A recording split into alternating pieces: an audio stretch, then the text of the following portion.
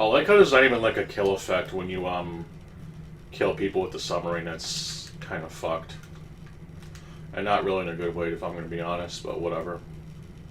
I've also recently gone through both Dynamite Decker games, and it just makes me sad that SEGA would rather just keep making more Yakuza games than the games that actually matter, in my honest opinion.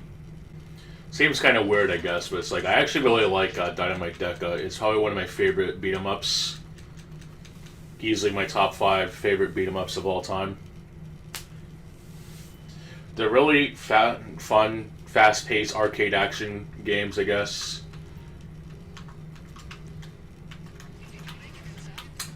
What the fuck? I guess to be fair, I didn't have much health, but still, it is kind of bullshit. But yeah, I definitely really wish I was able to play the third game, but I know that it's basically locked to emulators because it never got an official home port.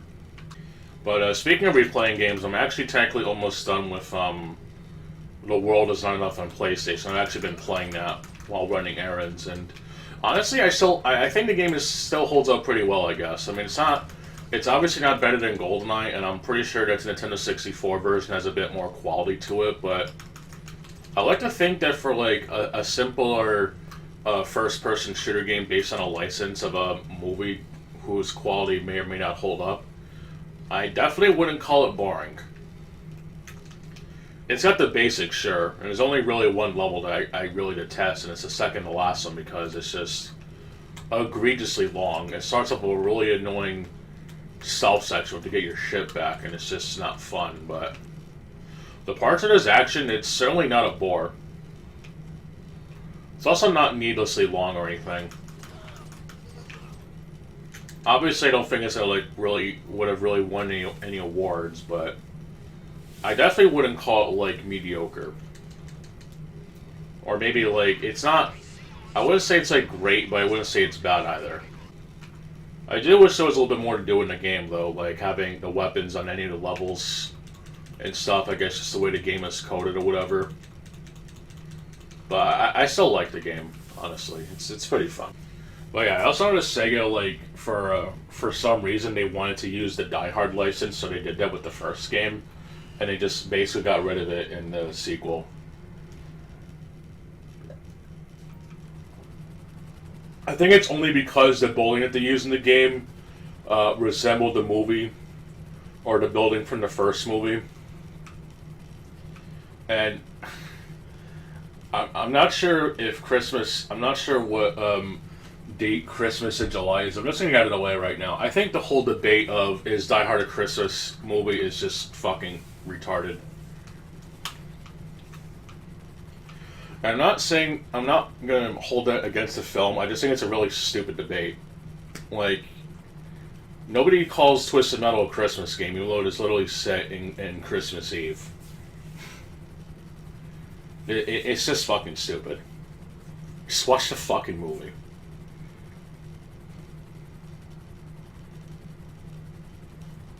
But yeah, besides that, the game is still really fun, honestly. You get your punch, your jumps, your kicks. You can use almost anything in the environment. It's pretty fun, honestly. It's also one of the few games where QuickTime events are a complete pain in the ass. Especially since there's only 3 buttons. They're not completely randomized, and it's, the side version is some decent additions to it, like being able to skip the cutscenes, which just makes going through the game a lot more interesting. Having a volatile, which basically turns on the blood. And unfortunately, there's no free play option, but this site, because I was playing the game via RetroArch, I found the value for the credits, and I just went off of that. Very easy to find. Just set the credits counter to 99, basically kind of got free play, I guess.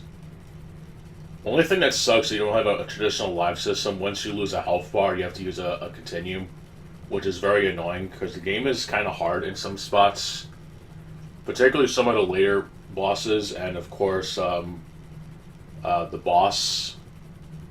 I forget his name, but he's the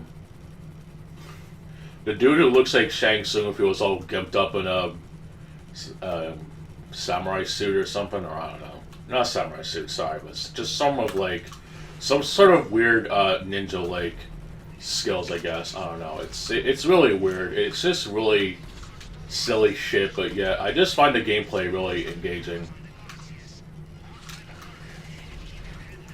But speaking of Sega, actually, I was actually on the Xbox dashboard, actually, and I actually decided to check the Shinobi page, I guess, because I was checking the games that are coming out soon.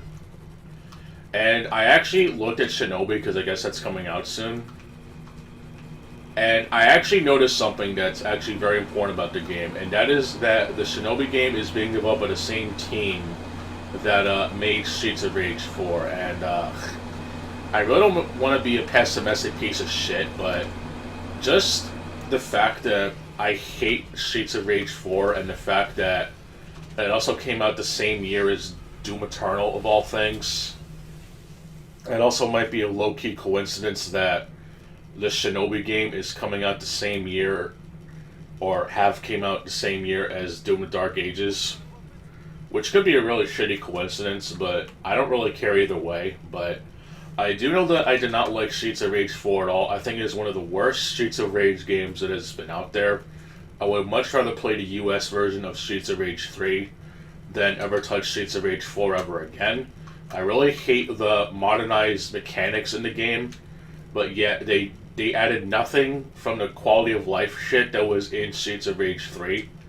Look, I know that Streets of Rage 3, at least the US version, wasn't the most polished shit, and you can partially blame SEGA for that because of how rental markets worked back in the day, where a lot of games during that time, they were notoriously bullshit, and I know that Contra Hardcore was very much guilty of this.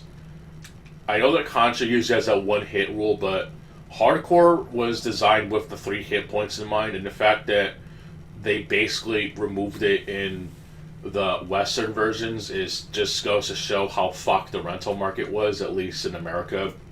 I can't really speak for the Japanese market at the time, but I know that a lot of games in that time period, they were usually either easier or harder depending on region. There's too many specific instances of such things, but I know that the Genesis was kind of notorious for that, and it's absolutely insane.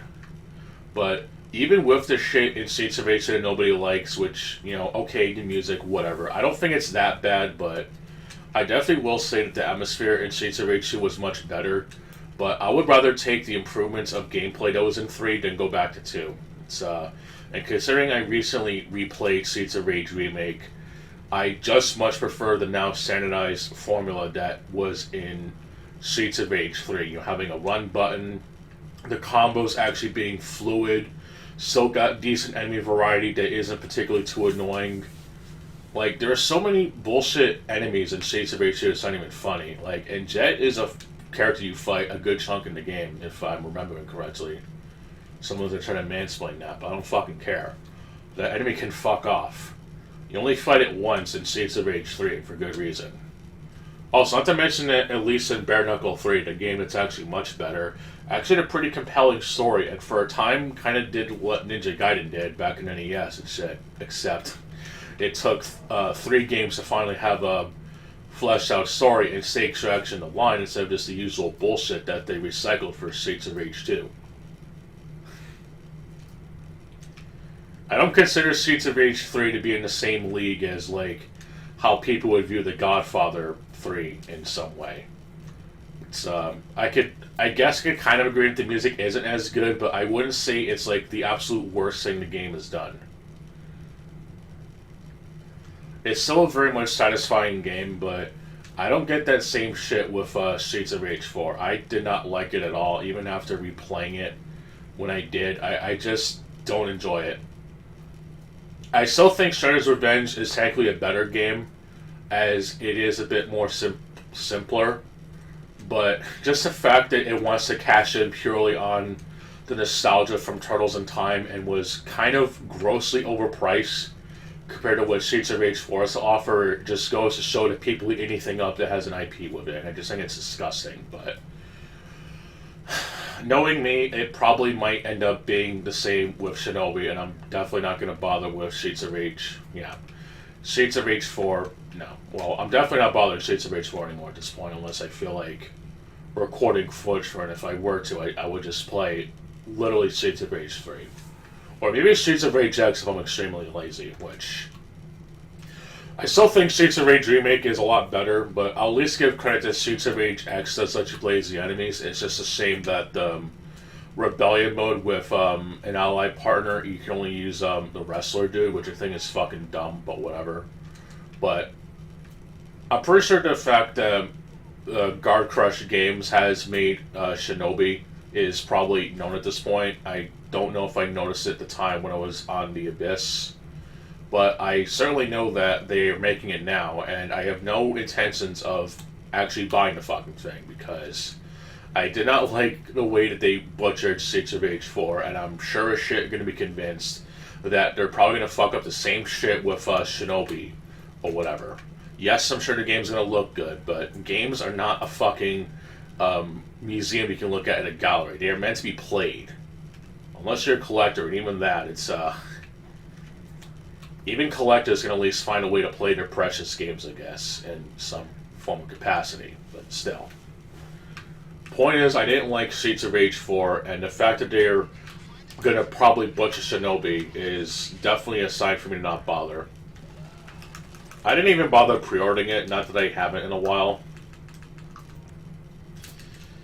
I just haven't really had an urge to do that as of late. I know, like, the last game I remember, like, actually being excited for, if you want to call it that, which I can't really call it that, because essentially a remaster of an older game, is, of course, Phantom Breaker Battlegrounds Ultimate. But it's, I pretty much cleaned everything out of that game except for, like, 1 or 2 achievements. I'm sure the multiplayer is dead because, you know, it doesn't have rollback netcode, whatever the fuck bullshit it is, so whatever. But I definitely enjoyed it, and I definitely got my $25 out of it, despite it being a remaster of a game that definitely could have used it at least a couple of years ago.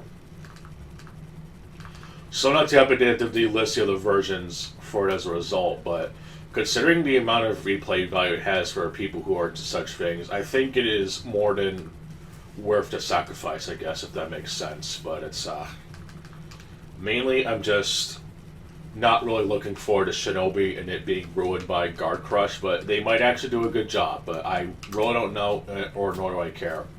All I know is that people are way too lenient with game remakes and game remasters as of late. Like, people practically kiss the ass of Silent Hill 2, and we're probably going to get the same shit with Metal Gear Solid Delta, which, I'm going to be honest, I'm not really as much of a fan of Metal Gear Solid 3 compared to most people. Like, I've only really played through it maybe once or twice. First time was when Metal Gear Solid 5 was brand new, and the second time was playing the beta version. I wanted to make it a third playthrough on the PS2 version, but unfortunately the disc copy I have doesn't really work too well. Which is kind of a shame, because I know that it's a game that a lot of people really like. I don't know why Synthetic Man thinks that the boss is on the league of wokeness from today, or even calling her girl boss. I just think it's really retarded, but whatever. I like to think that the boss is a much more compelling character than most female villains, I guess, but whatever. I'm not going to really get into that. It's not really my place, but just the fact that people are essentially being won over by a game remake that not only does not need to exist, but you already have the kind of low-key inferior HD remaster that was essentially locked to consoles for the longest time now. And the only reason I'm calling it slightly inferior is because of the fact that it does not have the boss rush mode that was in the PS2 version. Yes, I understand that the Xbox version or whatever could not include the Ape Escape mode. I know that it's a Sony IP. I don't care about that. But Metal Gear Solid 2 had a boss rush mode. Even Twin Snakes had a boss rush mode. So why did Blue Point bother remastering the boss rush aspect for that version? I honestly don't even know. It's fucking dumb, and I hate it. I can understand if that part of the game gets axed or whatever, the Ape Escape mode, but the fact that they cut off a whole game mode that has nothing to do with Sony intellectual property is fucking stupid.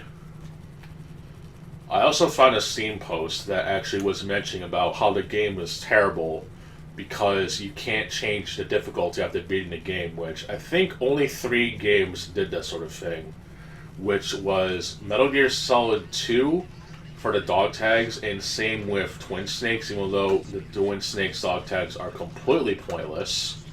They literally have no reason to exist. They're only there just because the developers who made that one GameCube horror game that I guess a lot of people like, is included. It's, it did not need to be there at all, but whatever. I'm not going to really get into that. And of course, Metal Gear Solid 4, because the game is... It's basically structured a lot like Resident Evil 4, but a lot more lengthy and cuts and shit. You cannot tell me otherwise. The only major difference, you can pretty much save anywhere, but the game at least makes it clear that you're only going to be starting at this room where you came into last order. So, doing what DSP did and saving after doing things is not going to help your case at all. You basically have to save when you enter a room, and that's basically it. Yeah, it's kind of shitty, but I'm pretty sure people would rather have that than how the saving system works in Metal Gear 1 and 2, where I'm pretty sure in Metal Gear 1, the game would only let you save at elevators, or at least it would register saving at elevators, and in Metal Gear 2, it would only save at, like, certain areas specifically. And I know that one of those areas is, you know, that you can't save during the one of my least favorite parts of the game, which is the part where you have to navigate through the quicksand, and then getting to the Running Man boss, and then retracing your steps back, just so you can actually save your game. I don't think people really like that part of the game, and if you do, you're kind of a masochist, I'm not gonna lie. But yeah, I'm also definitely not bothering with Metal Gear Solid Delta. It's I would rather just play Metal Gear Solid 3 again. But I do think that post of that person complaining about the quality of life features that couldn't be added into remaster is kind of insane. Like, I'm pretty sure there's people even doing that when Blue Point remastered it back in 2012, I think, or some shit. Or 2011, I don't even know. I know DSP did a digital camcorder Let's Play back in his heyday, so it was definitely around that time period. I don't think it was in 2010, but it was definitely 2011 or 2012, but... I do know that the original Legacy Collection back in the PS3 was just kind of, I wouldn't call it a scam, but it's just essentially a bundle that has those games and PS3 voucher codes for Metal Gear Solid and VR missions. That's basically it.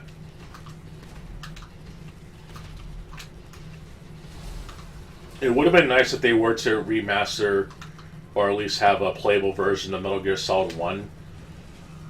But, oh well, can't really alter history like that, I guess.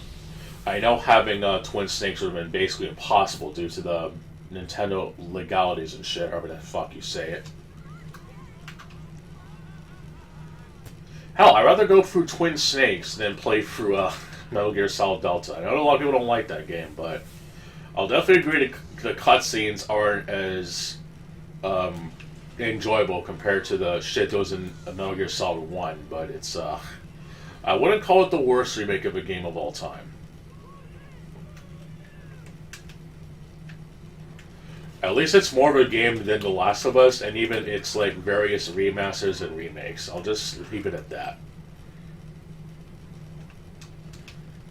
It was just handled really poorly, but I don't like to think that it was necessarily all of Kojima's fault. But I do know that Twin Snakes is not the worst remake of a game that there exists. It's definitely playable, it's just slightly above average. But I wouldn't call it bad, I guess. I don't know.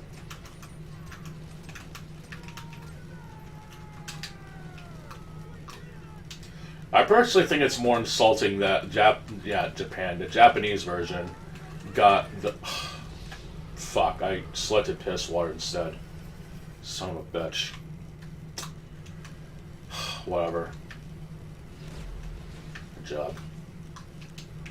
I think it's more insulting that the Japanese version of Twin Snakes, which unfortunately is not only not Japanese dubbed. Oh my god, you don't know that Metal Gear Solid was a Japanese product? You should assume that it has a Japanese dub. Hello, Armored Core and Dark Souls, or not even just Armored Core, fucking Metal Wolf Chaos XC, a game that was basically Japanese only, had full-on English voice acting. And don't tell me it's because of the fucking setting of the game. From Software isn't exactly known for its Japanese cast, let's be honest. But whatever. Not gonna open that fucking can of worms today. Not today, at least.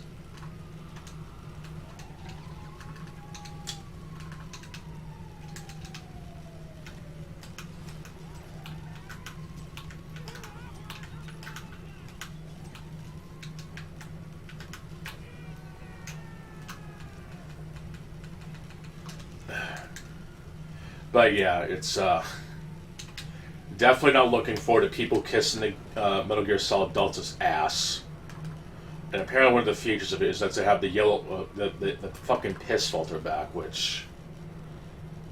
Honestly, if people really care that much about it, whatever, but it's definitely not a fucking selling point for me. All I know is that people have a definitive way of playing the HD version, and I think this should be fucking good enough for most people. What the fuck do I know?